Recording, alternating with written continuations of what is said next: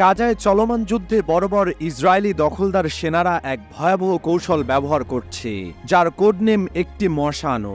এই শব্দগুচ্ছ সাধারণ কোনো নির্দেশ নয়, বরং এর আড়ালে লুকিয়ে আছে মানবাধিকারের চরম লঙ্ঘনের গল্প।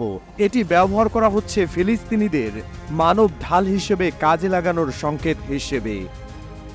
বার্তা সংস্থা এপি জানায়, ইসরায়েলি সেনারা যখন কোনো ভবন বা সুড়ঙ্গে অভিযান চালায়, তখন কমান্ডারদের নির্দেশে তারা একজন সাধারণ ফিলিস্তিনিকে ধরে নিয়ে আসে এবং তাকে সামনে পাঠিয়ে দেয়। উদ্দেশ্য হচ্ছে, যদি সেখানে কোনো বিস্ফোরক বা হামাস যোদ্ধা থাকে, তাহলে প্রথম হামলায় যেন ওই ফিলিস্তিনি ক্ষতিগ্রস্ত হন। এই কৌশলটি আন্তর্জাতিক আইন অনুযায়ী সম্পূর্ণ নিষিদ্ধ, কিন্তু গাজায় যুদ্ধ শুরুর পর এটি ব্যাপকভাবে ব্যবহার করা হচ্ছে।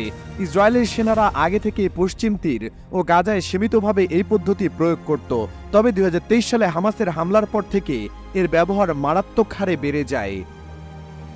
একজন ইসরায়েলি সেনা জানান, তিনি গাজায় 9 মাস ছিলেন এবং সেখানে সেনাবাহিনীর প্রতিটি ইনফ্যান্ট্রি ইউনিটকে এই কৌশল ব্যবহার করতে দেখেছেন। তার ভাষায়, এই পদ্ধতি খুবই সহজ ছিল। আমরা চাইলে রাস্তা থেকে যে কোনো একজন ফিলিস্তিনিকে ধরে এনে মানবঢাল হিসেবে ব্যবহার করতে পারতাম। তিনি আরও জানান, 2024 সালের মাঝামাঝি সময়ে এই প্রক্রিয়া এতটাই স্বাভাবিক হয়ে যায় যে রেডিওতে একটি মশানো বললেই সেনারা বুঝে নিত কি করতে হবে। এমনকি এক ব্রিগেড কমান্ডার এক বৈঠকে বিষয়টি ডিভিশন কমান্ডারকে জানান এবং বলেন, রাস্তা থেকে ফিলিস্তিনিদের ধরে এনে তাদের দিয়ে এই কাজ করানো হবে। এই প্রক্রিয়ায় এক ফিলিস্তিনি প্রাণ হারিয়েছেন বলেও জানায় এপি। একটি ইউনিট তাকে একটি বাড়িতে প্রবেশ করায়, তখন সেখানে থাকা অন্য একটি ইসরায়েলি ইউনিট ভুল করে তাকে হামাস যোদ্ধা মনে করে গুলি করে। এতে তিনি নিহত হন।